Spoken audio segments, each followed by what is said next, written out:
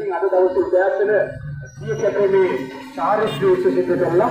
පුරත් කන්දේ පුරවරේ ගෝංගහමුව ප්‍රතිපලට දරුවේ වැඩම කළා. එතන සිට පෙරහැරේ ව්‍යාපාරික දීප්ති කුමාර මහතාගේ නිවසට මේ වැඩම කළා. පීඨිකාව තුළ තැන්පත් කළා. ඊට පස්සේ අදාළ පංචෝපහාර පවත්වලා මේ පංචෝපහාර පවත්වලා ඉවර කළා.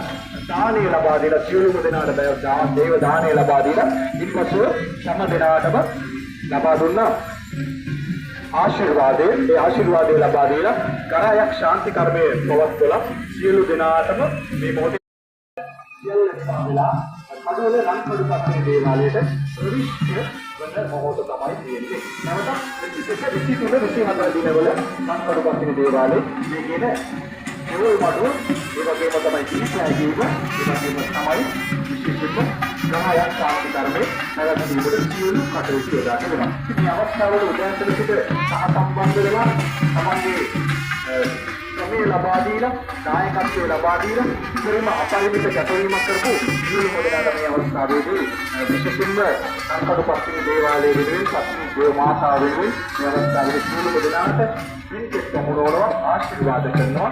ආයුෂ වර්ණයේ සැපය බලය ප්‍රඥාව කීර්තිය ආදිත්‍ය උදා වේවා කියලා ප්‍රාර්ථනා කරනවා. සියලු දෙනාට සිරුවන් සරණයි දෙවි පිහිටයි.